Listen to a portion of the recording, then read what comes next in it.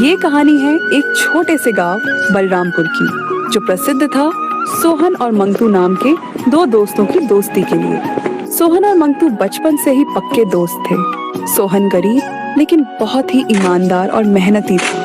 वह गांव में एक छोटे से घर में अपनी पत्नी राधा और एक प्यारी सी बेटी मीना के साथ रहता था। वह जंगल से लकड़ियां काटकर और उन्हें बाजार में बेचकर अपने परिवार का गुजारा करता था। वहीं दूसरी ओर मंगतू का भी एक छोटा सुंदर सा परिवार है, जिसमें उसकी पत्नी रूपा और दो छोटे छोटे बच्चे रोहन और सीमा हैं। मंगतू शहर में बड़े सेठ के यहाँ नौकरी करके अपने परिवार का पालन पोषण करता था। अजय, आप इतना जल्दी घर कैसे आ गए आज? और आपका मुंह इतना उतरा हुआ कैसे है? सब ठीक तो है ना? अरे भाग्यवान, पता नहीं कैसा समय आ गया। आजकल लकड़ियों का एक गट्ठर भी नहीं बिक पाता। जब से ये गैस चूल्हा आया है, उसके बाद लकड़ियों को कोई पूछता तक नहीं है। हाँ जी, दिवाली भी आने वाली है और घर में बिल्कुल भी पैसे नहीं है। आप अपने दोस्त मंगतू से काम के लिए क्यों नहीं पूछ लेते?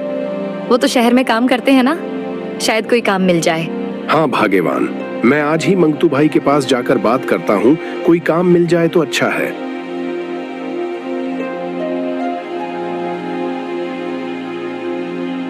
पापा, इस दिवाली पर मुझे बहुत सारे पटाखे और नए कपड़े चाहिए। अरे रे, मेरी प्यारी बच्ची, इस दिवाली पे मैं तुम्हारे लिए बहुत सारे पटाखे और नए नए कपड़े लेके आऊंगा। इतना कहकर सोहन मंगतू के घर के लिए निकल पड़ता है।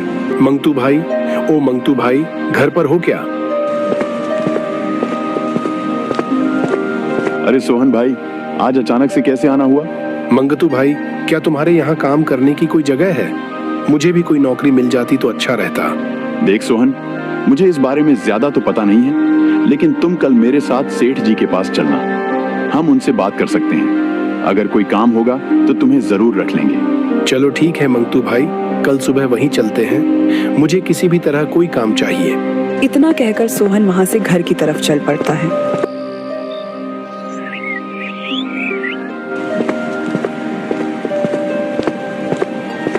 अरे सोहन भाई, आ गए तुम? चलो फिर सेठ जी के पास चलते हैं और उनसे तुम्हारे लिए काम पूछते हैं। हाँ मंगतू भाई, चलो चलते हैं। दोनों दोस्त काम की तलाश में घर से निकल पड़ते हैं। रास्ता काफी लंबा था, इसलिए वे जंगल वाला सीधा रास्ता चुनते हैं, जिससे कि वे जल्दी शहर पहुंच जाएं। वे दोनों कुछ दूर चले ही थे कि उन्हें रास्ते में एक बूढ़ी अम्मा खड़ी दिखाई देती है। अरे अम्मा, यहाँ इतने घने जंगल में आप अकेले क्या कर रही हो? अरे बेटा, यहाँ थोड़ी ही दूर मेरा घर है। यह लकड़ियों का गट्ठर मुझसे उठाया नहीं जा रहा। अगर तुम इसे मेरे घर तक पहुँचा देते तो बहुत अच्छा होता। हाँ अम्मा, क्यों नहीं। लकड़ियों के उस गट्ठर को उठाकर सोहन और मंगतू उस बूढ़ी अम्मा के पीछे पीछे चलने लगते हैं। वे कुछ दूर चले ही थे कि तभी रास्ते में अचानक से आसमान में जोर जोर से बिजली कड़कने लगती है और बहुत तेज बारिश शुरू हो जाते हैं।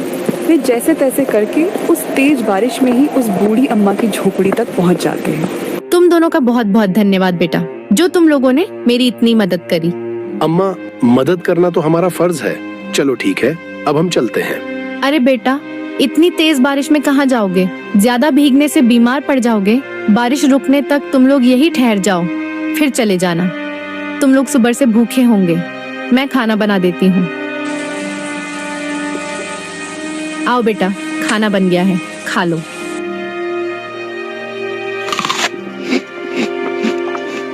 अरे वाह अम्मा, आपके हाथ में तो जादू है। कितना स्वादिष्ट खाना बनाती हो। सच में मजा आ गया खा के। अच्छा बेटा, वैसे तुम दोनों आगे कहाँ जा रहे थे? अम्मा, वो बहुत दिन से मुझे कोई काम नहीं मिल रहा था, तो शहर में कुछ काम देखने जा रहे था। अच्छा रुको बेटा, मैं अभी आती हूँ। फिर बाद में अम्मा एक बक्सा लेकर आती है। तुम दोनों ने मेरी बहुत मदद करी बेटा, और अपनी गरीबी के बारे में बताया, इसीलिए मैं तुम्हें कुछ देना चाहती हूँ। ये लो, इसमें मेरी जीवन भर की कमाई है बेटा। तुम दोनों इसको आधा आधा बांट लेना। बूढ़ी अम्मा वो बक्सा उन दोनों को थमा देती हैं। वे जैसे ही उस बक्से को खोलते हैं तो उनकी आंखें फटी की फटी रह जाती हैं, क्योंकि वो बक्सा सोने के सिक्कों से भरा था। अरे अम्मा, इतने सारे सोने के सिक्के। हाँ बेटा, इससे तुम्हारी गरीबी दूर हो जाएगी। तुम दोनों इसको आधा आधा बांट लेना। अम्मा, इस कीमती उपहार के लिए आपका बहुत बहुत शुक्रिया। अब हम चलते हैं। ठीक है बेटा।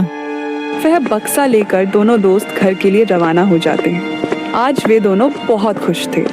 उनके हाथ एक सोने की खदान जो लग गई थी। दोनों अपने अलग अलग सपने सजा रहे थे। इन पैसों से मैं सबसे पहले एक छोटा सा कारोबार खोलूंगा और एक सुंदर सा घर बनाऊंगा। दिवाली भी आने वाली है। अपनी पत्नी के लिए सुंदर सी साड़ी और अपनी बिटिया के लिए सुंदर सुंदर कपड़े, मिठाइयाँ और पटाखे खरीदूंगा। इतने सारे सोने के सिक्के, इससे तो मेरी किस्मत ही बदल जाएगी। मैं तो गांव का सबसे अमीर आदमी बन जाऊंगा। मैं आराम से पूरी जिंदगी बैठकर खा सकता हूँ। मुझे तो कोई काम करने की जरूरत भी नहीं होगी। मंगतू यह सब सोच ही रहा था, तभी सोहन बीच में बोल पड़ता है। मंगतू भाई, घर पहुँचते ही हम इन सिक्कों को आधा आधा बांट लेंगे। सोहन के मुंह से आधे सिक्कों की बात सुनकर मंतू के मन में पाप जाग जाता है। इन सिक्कों को आधा आधा बांटना मतलब मेरे सपने भी आधे आधे बांटना। भला इन सिक्कों को मैं इस सोहन के साथ क्यों बांटूं? इतने सारे सोने के सिक्कों को देख के मंगतू का मन लालच से भर जाता है। वे चलते चलते एक नदी के रास्ते से गुजर रहे थे।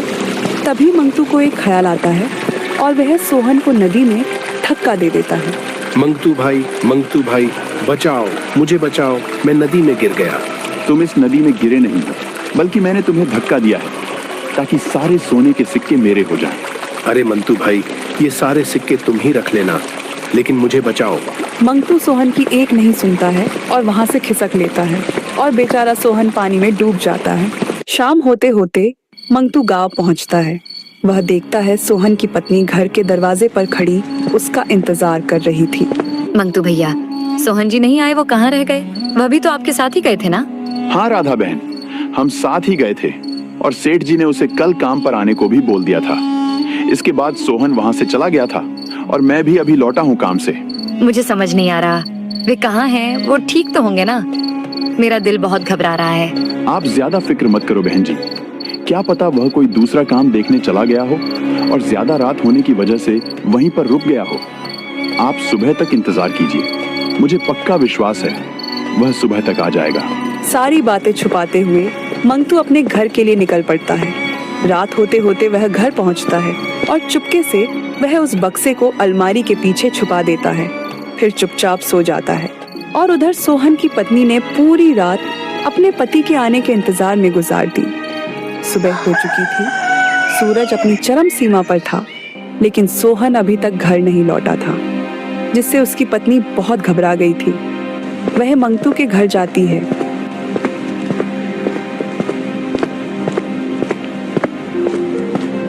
मंगतू भैया, ओ मंगतू भैया, भैया सोहन जी अभी तक घर नहीं आए हैं। मुझे समझ नहीं आ रहा वे कहाँ गए। वो ठीक तो होंगे ना? मेरा दिल बहुत घबरा रहा है। मंगतू परेशान होने का दिखावा करता है और कहता है, आप चिंता मत करो राधा बहन, मैं अभी जाकर सोहन का पता लगाता हूँ और उसे अपने साथ लेकर आता हूँ। राधा को झूठी दिलासा देकर मंगतू वहाँ से चला जाता है और गांव के बाहर एक पेड़ के नीचे जाकर बैठ जाता है। सोहन तो अब शायद कभी नहीं आएगा। राधा बहन जी, अब आपको पूरी जिंदगी ऐसे ही काटनी पड़ेगी। थोड़ी देर यही रुकता हूँ, बाद में जाकर कह दूंगा कि मैंने सोहन को बहुत ढूंढा, लेकिन वह कहीं नहीं मिला, और उसके बाद मैं उन सोने के सिक्के को बेचकर बहुत सारा पैसा कमा लूंगा और गांव का सबसे अमीर आदमी बन जाऊंगा। मंतू वहाँ थोड़ी देर आराम करता है और आराम करने के 5-6 घंटे बाद वह फिर अपने घर के लिए निकल पड़ता है। राधा बहन, ओ राधा बहन, बाहर आओ। राधा बहन, मैंने सोहन को बहुत ढूंढा, लेकिन वह मुझे कहीं भी नहीं मिला। मंगतू ने इतना बोला ही था कि तभी सोहन राधा के पीछे से बाहर आता है। सोहन को जीता जागता देखकर मंगतू के पैरों तले जमीन खिसक जाती है। अरे सोहन भाई, तुम यहाँ कैसे? क्यों मंतू भैया, मुझे यहाँ देख के तुमको खुशी नहीं हो रही? मंतू सोहन की किसी भी बात का जवाब नहीं दे पाता है और वह बहुत घबरा जाता है। अरे ये सोहन का बच्चा पता नहीं कैसे बच निकला। मैंने तो खुद इसे अपनी आंखों से ढूंढते हुए देखा था। इससे पहले कि ये मेरी सारी पोंछ खोल ले, मैं यहाँ से खिसक लेता हूँ। मंगतू बिना कुछ बोले वहाँ से चुपचाप दबे पांव खिसक लेता है। अरे इस सोहन को तो तैरना भी नहीं आता था, फिर पता नहीं वो कैसे बच गया। मैं एक काम करता हूँ, उन सोने के सिक्कों को लेकर अपनी पत्नी के साथ कहीं दूर चला जाता हूँ। मंगतू हड़बड़ाहट में जल्दी जल्दी घर आया और उस बक्से को संभालता है। वह जैसे ही उस बक्से को खोलता है तो देखकर हैरान रह जाता है। हे भगवान, ये सब कैसे हुआ? मेरे सोने के सिक्के कहाँ गए? इस बक्से में तो सिर्फ कंकड़ भरे पड़े हैं। मंगतू यह सब बोल ही रहा था कि तभी वह बूढ़ी अम्मा प्रकट हो जाती है। अरे अम्मा, आप यहाँ कैसे? अरे दुष्ट, अपनी गंदी जुबान से मुझे अम्मा मत कह। तुमने अपने दोस्त के साथ जो गलत किया उसका फल तुम्हें मिल चुका है। यही तुम्हारे कर्मों की सजा है, अब इसे भुगतो। मंगतू कुछ कहता उससे पहले ही वह बूढ़ी अम्मा वहां से गायब हो जाती है और उसे जो भी मिला था उसे वह गवा देता है और उसके हाथ पछतावे के सिवा कुछ नहीं लगा। क्या करूं? मेरे साथ जो हुआ उस बारे में राधा को बताऊं या नहीं? अगर मैंने इसको बता दिया तो ये पक्का मंगतू को पुलिस को पकड़ा देगी और बेचारे उसके बच्चे भूखे मर जाएंगे, क्योंकि वही तो अकेला कमाने वाला है। सोहन ये सब सोच ही रहा था कि तभी वह बूढ़ी अम्मा वहां प्रकट हो जाती है। अरे अम्मा, आप यहाँ कैसे? और आपको मेरे घर का पता कैसे मिला? बेटा, मैं हर जगह आ जा सकती हूँ और मुझे हर जगह का पता मालूम रहता है। इतना कहकर वह बूढ़ी अम्मा लक्ष्मी माता के रूप में बदल जाती है और उसके हाथ में वही सोने के सिक्कों वाला बक्सा था। अरे माता, ये बक्सा तो मंतू के पास था ना? हाँ बेटा, यह वही बक्सा है। अब यह तुम्हारा हुआ और मैंने ही तुम्हें पानी में डूबने से बचाया था, क्योंकि तुम बहुत ईमानदार और नेक दिल इंसान हो। वह बक्सा सोहन को देकर माँ लक्ष्मी वहां से अंतर्धान हो जाती है। सोहन उन पैसों से एक बड़ा दुकान और एक सुंदर सा घर भी खरीद लेता है।